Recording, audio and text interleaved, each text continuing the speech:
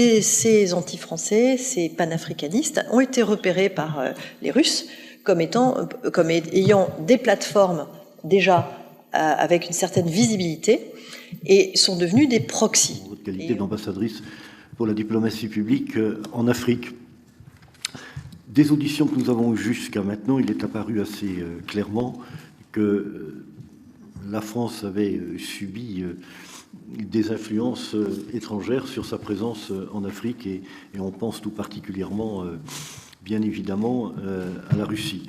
Je suggère que vous puissiez concentrer vos propos, bien évidemment, sur votre mission, mais plus particulièrement sur ce qui s'est passé ces derniers mois en Afrique et la manière dont nous avons été conduits à nous retirer de ce continent. S'agissant des ingérences étrangères, bien sûr qu'aujourd'hui, si on fait un polaroïd de nos détracteurs et de ceux qui sont les plus vocaux sur les sujets qui s'auto-intitulent panafricains, mais qui n'ont rien de panafricain, qui sont des anti-français, des anti-colonialistes, anti-impérialistes.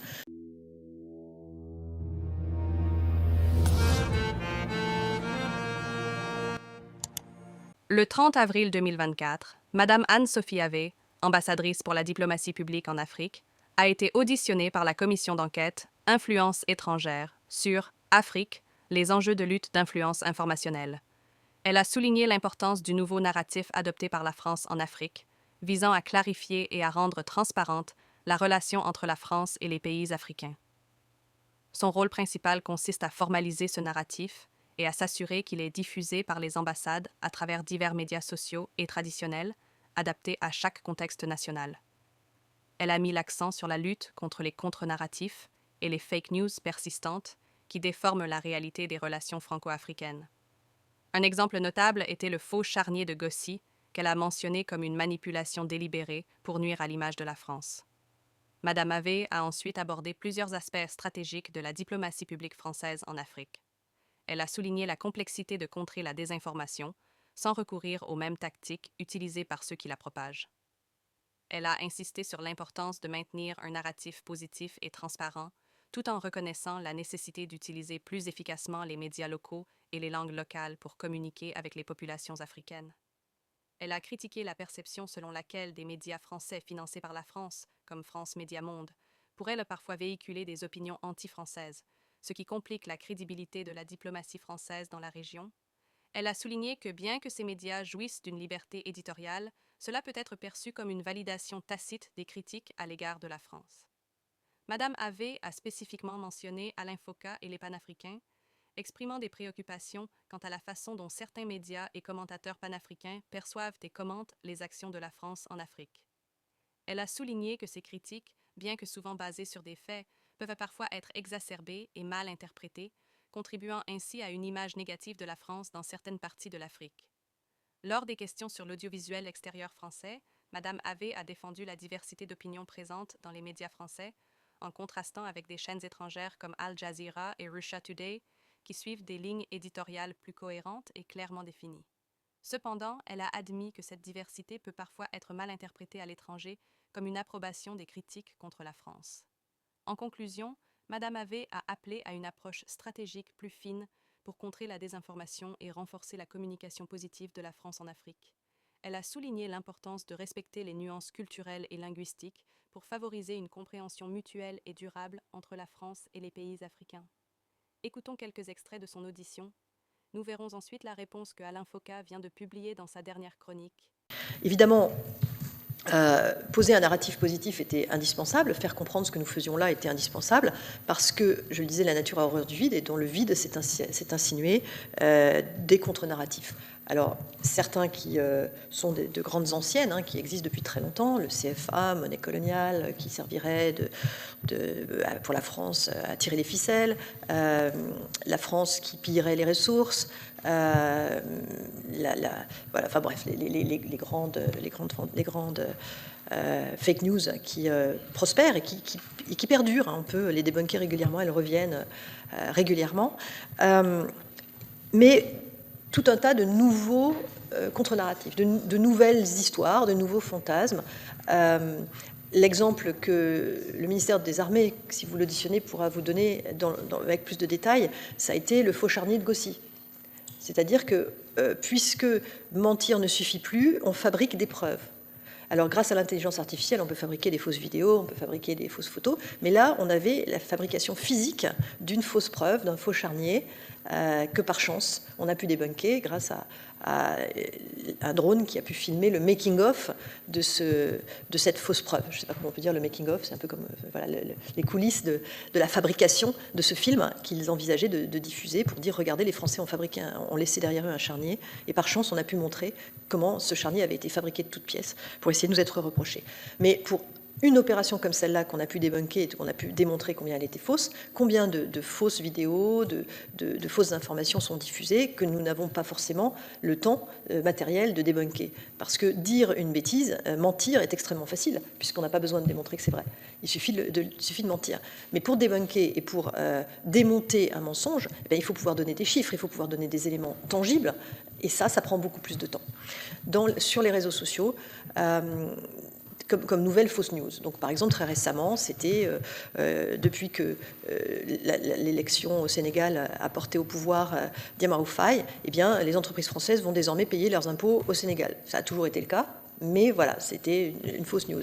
Ça fait par exemple également toutes les nouvelles qui consistent à essayer de faire croire que les pays du Sahel se portent économiquement et en termes de sécurité beaucoup mieux depuis l'arrivée des juntes au pouvoir. Donc ça, évidemment, c'est difficile à démonter. Alors c'est facile à démonter quand, par exemple, l'affaire sur le Sénégal, c'est assez facile, mais sur le Sahel, dès lors que nous n'y avons plus vraiment de présence et de possibilité d'avoir accès aux informations pour pouvoir montrer que tout cela est faux, c'est beaucoup plus difficile. Bien entendu, le mensonge prend l'ascenseur, la vérité prend l'escalier. Donc, par construction, même si vous avez des arguments massus pour démonter une fausse information, c'est extrêmement difficile de toucher tous les gens qui ont pu être concernés par cette fausse information. Typiquement, toutes les allégations concernant le franc CFA, depuis 2019, nous n'avons plus de siège à la Banque centrale de Dakar pour la partie CFA Afrique de l'Ouest. Nous n'avons plus les réserves de CFA d'Afrique de l'Ouest au Trésor français. Ça a été restitué. Nous avons coupé les liens que nous avions avec le franc CFA d'Afrique de l'Ouest. Eh bien, une grande majorité d'Africains de l'Ouest l'ignorent et continuent à penser que les pays d'Afrique de l'Ouest placent leurs réserves en France. D'ailleurs, confondent placer les réserves et payer une taxe, puisque placer les réserves leur rapportait des intérêts. Et donc, vous pouvez débunker, répéter en permanence les évidences. Et c'est des choses qui continuent à être diffusées. S'agissant des ingérences étrangères, bien sûr qu'aujourd'hui, si on fait un polaroid de nos détracteurs et de ceux qui sont les plus vocaux sur les sujets qui s'auto-intitulent panafricains, mais qui n'ont rien de panafricain, qui sont des anti-français, des anti-colonialistes, anti-impérialistes. Les authentiques panafricains qui étaient Nkrumah, Sékou Touré, doivent se retourner dans leur tombe de voir que le terme, qui était une belle idée d'unifier l'Afrique, est utilisé aujourd'hui pour des gens qui n'ont comme seul discours que l'anti-France. Bien sûr que derrière ces gens-là, aujourd'hui, il y a des ingérences étrangères, bien sûr. Mais je dirais deux choses pour nuancer cela. La première, c'est que cette ingérence étrangère ou ces pays étrangers n'étaient pas à l'origine de ces panafricains, de ces personnes activistes anti-français. Ils ne les ont pas créés. Et deuxièmement, l'ingérence étrangère ou le financement étranger est extrêmement difficile à démontrer. Sur le fait qu'ils n'ont pas été créés par les puissances étrangères, non, ils ont été créés par l'opportunité que représente le complotisme, quel qu'il soit. Il se trouvait qu'il y avait un marché porteur à dire du mal de la France dans certains pays d'Afrique francophone. C'était crédible parce qu'eux-mêmes étaient d'origine de ces pays-là. Et surtout, grâce aux réseaux sociaux, aux conférences et à la vente de livres, ça se monétise. Et ça permet de gagner de l'argent. Si ça n'avait été que l'expression d'une conviction dans un cadre bénévole et complètement désintéressé, ça n'aurait pas fait très long feu. C'est parce que ça leur rapporte de l'argent que ces gens ont développé ces chaînes médias sur les réseaux sociaux. Et le système même des réseaux sociaux leur rapporte de l'argent à proportion de l'outrance. C'est-à-dire que plus le propos va être outrancier et choquant, plus il va générer des vues, générer des interactions et donc générer de l'argent par le système des algorithmes des réseaux sociaux.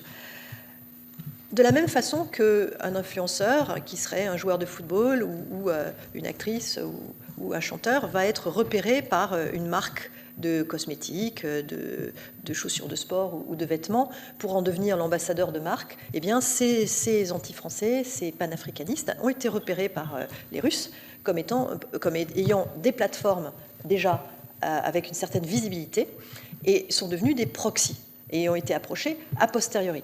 Je ne crois pas qu'ils aient été fabriqués par cette ingérence étrangère. Ils ont été rattrapés par ces gens qui leur ont dit, voilà, votre audience nous intéresse, votre discours nous intéresse parce qu'il correspond à la marque et au discours que nous voulons, à la propagande que nous voulons diffuser.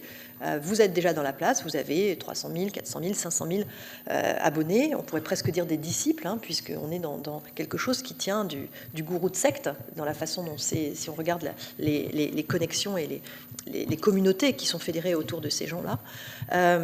Et donc, effectivement, ces puissances étrangères se sont dit, on va se servir de vous comme les marques se servent de gens qui ont une certaine notoriété pour continuer à diffuser ces discours-là, puisque vous êtes crédible et puisque vous avez une audience. Et donc, évidemment, à partir du moment où ils ont bénéficié de financement par ces puissances étrangères, ils ont pu passer à une dimension plus large, en poussant, en payant par exemple, ou en bénéficiant de financement de Fermatrol qui faisait monter l'audience et la visibilité de leurs publications. Ça leur permettait aussi de se payer des voyages pour se rendre en Russie, mais aussi dans les pays d'Afrique qu'ils souhaitent investir avec leur propagande, ou dans les départements d'outre-mer français. Tout ça, ça coûte de l'argent, d'autant que leur standard de luxe ne se satisfait pas du YMCA local. Il faut qu'ils puissent être logés dans de grands hôtels avec de belles voitures. Et donc tout ça, évidemment, est financé par les puissances étrangères. Vous avez un journaliste qui n'est heureusement plus aujourd'hui sur RFI et qui conseille des chefs d'État en Afrique, qui s'appelait Alain Foka. Donc vous pouvez écouter les éditos qui sont pas du tout dans le sens de ce narratif positif sur le partenariat que nous avons avec l'Afrique. Le lion a vraiment perdu ses dents. Quand on écoute ça, ça donne envie de paraphraser le président Laurent Gbagbo. Devant, c'est maïs. En face, c'est maïs. En face, c'est maïs. Je n'aurais jamais pris sur moi de répondre à une telle accusation. Dans sa dernière chronique, Alain Foka répond à Anne-Sophie Havé. Havé a accusé Foka de diffuser une narrative négative sur les actions de la France en Afrique, en le soupçonnant d'agir sous l'influence de la Russie. Foka exprime son indignation face à ces accusations, rappelant qu'Havé a fait ses déclarations sous serment, ce qui les rend encore plus graves. Il suggère qu'Havé soit ignorante de la réalité du terrain en Afrique, soit mente sciemment, ce qui contribue à la détérioration de l'image de la France. Foka réfute les accusations de propagande anti-française, affirmant que critiquer les actions de la France ne fait pas de lui un anti-français. Il dénonce le double standard de la politique française en Afrique, en citant les différentes réactions de la France au coup d'État dans divers pays africains. Il argumente que le franc CFA est obsolète et que la France doit rendre aux Africains ce qui leur appartient pour améliorer les relations. Il critique la politique française en matière de bases militaires en Afrique, suggérant que leur présence sert davantage à intervenir dans les affaires africaines qu'à défendre le continent. Foka souligne les contradictions dans la politique française et dénonce la prétention de la France à imposer ses valeurs à d'autres nations. Il accuse Emmanuel Macron de ne plus être respecté sur la scène internationale et de vouloir donner des leçons au monde entier. Foka dément être un conseiller des chefs d'État africains, bien qu'il considère que ce serait un honneur pour lui. Il critique la pratique courante des conseillers occidentaux qui, sans réelle connaissance des réalités locales, offrent des conseils souvent inadaptés et coûteux en Afrique. Foka explique qu'il a volontairement démissionné de RFI pour se consacrer à une cause plus impactante. Repenser l'Afrique avec un groupe d'Africains diversifiés, visant à faire entendre le narratif africain et proposer des solutions adaptées au continent. Il insiste sur l'importance pour les Africains de développer leur propre système basé sur leur légitimité historique et culturelle, tout en étant tournés vers l'avenir. Foka critique les décideurs occidentaux, qui se fient souvent aux informations issues des expatriés et des médias internationaux, sans réel contact avec les populations locales. Il mentionne son implication dans l'organisation panafricaine MANSA, qui propose des solutions adaptées aux réalités africaines dans divers domaines, soulignant l'importance de telles initiatives pour le continent. Il trouve réducteur de limiter la cause africaine à une simple opposition à la France, soulignant que l'Afrique est désormais au centre d'un monde globalisé avec de multiples partenaires potentiels, tels que la Chine, l'Inde, le Brésil, la Russie, l'Afrique du Sud, le Kenya et le Nigeria. Il critique également la tendance à attribuer les réflexions et les remarques africaines à une propagande étrangère, notamment russe, ce qui, selon lui, infantilise et méprise la capacité des Africains à penser de manière autonome. Foka dénonce l'influence excessive de la pensée occidentale sur les intellectuels africains de sa génération, tout en reconnaissant que les jeunes générations sont plus décomplexées et ouvertes à diverses influences grâce aux réseaux sociaux et aux rencontres internationales. L'Afrique est mondialisée et attire de nombreux acteurs internationaux. La position de la France est désormais relative, car l'Afrique ne souhaite plus être sous tutelle et refuse les leçons imposées par l'Occident. Les jeunes Africains rejettent ce modèle et n'ont pas besoin de propagande russe pour le comprendre. Les erreurs et provocations occidentales, ainsi que la confusion entre hégémonie et universalisme, ont conduit à ce rejet.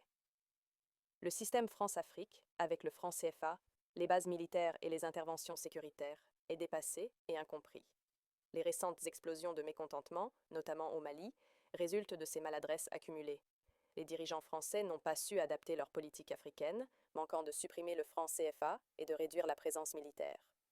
Le monde entier est désormais présent en Afrique et la France doit repenser sa coopération, car les Africains souhaitent des partenariats égaux et respectueux de leur souveraineté. Les Africains rejettent l'ingérence et réclament le respect et la fin du mépris. Ils souhaitent des partenaires variés et contestent les pratiques politiques occidentales sans rejeter les peuples eux-mêmes. Merci de partager avec nous votre avis en commentaire. Notre audiovisuel extérieur français, il est à l'image de la France, c'est-à-dire il donne la parole à toutes les opinions, y compris celles qui vont être anti-françaises. Ce qui n'est pas, par exemple, le cas de la BBC, qui va vraiment avoir résolument pris un parti qui est de dire, voilà, la BBC va diffuser de l'information telle que nous, Britanniques, nous la voyons. Et donc on regarde la BBC et nous avons l'image telle que les Britanniques le voient. Ça va faire plaisir aux Britanniques d'apprendre qu'ils font de la propagande, contrairement à la presse française. On ne peut pas plus s'enfoncer, c'est la grande noyade. En plus, ce que dit Madame l'ambassadrice est totalement faux. Partout dans la presse mondiale, qui paye commande. Et ces anti-français, ces panafricanistes ont été repérés par les Russes comme ayant des plateformes déjà avec une certaine visibilité et sont devenus des proxys et ont été approchés a posteriori. Le nouveau discours qui est devenu viral dans les administrations occidentales est de pointer du doigt les Russes dont la propagande asservirait les Africains. L'argument est à chaque fois le même. La propagande russe qui fait du tort à l'Occident en Afrique. Madame l'ambassadrice, si vous avez une once de respect pour les Africains que vous dites aimer, changez de musique. C'est insultant de penser que les jeunes Africains ne peuvent pas réfléchir par eux-mêmes, qu'ils auraient besoin des Russes, des Chinois, des Turcs ou des Iraniens pour se faire une opinion, qui ne sont bons qu'à répéter les idées qui leur sont suggérées par Moscou, Pékin, Téhéran ou Ankara. C'est infantilisant, Madame l'ambassadrice. C'est risible, irréaliste, lorsque l'on sait que les médias qui dominent de façon quasi monopolistique l'Afrique sont des médias occidentaux, avec l'avantage de parler les langues officielles, anglais ou français. Partout dans nos pays, ils sont omniprésents et écrasent la concurrence de façon insolente. Ça n'a aucun sens d'imaginer que ce soit ceux qui possèdent les médias les plus puissants sur le continent qui dénoncent la propagande. Il faut que l'on travaille avec les médias locaux, s'appuyer sur des médias locaux et s'assurer que les messages que nous voulons faire passer puissent passer dans des langues, en utilisant les radios communautaires, en utilisant les langues communautaires, c'est extrêmement important.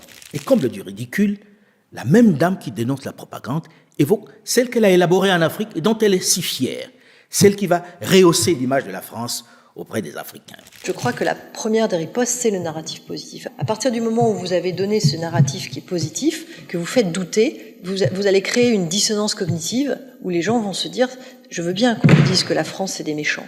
Mais moi, ce que je vois, c'est qu'ils ont fait cette autoroute, c'est qu'ils ont permis d'avoir de l'électricité dans cet hôpital, c'est qu'ils financent des associations et des artistes, ils font ceci. En fait, tout ce que je vois concrètement, c'est que la France nous aime et nous aide. Donc je veux bien ce narratif qui consiste à dire la France c'est des méchants, mais ce n'est pas ce que je constate moi sur le terrain. Et c'est beau, que c'est mignon ce nègre qui marche dans cette propagande des temps anciens.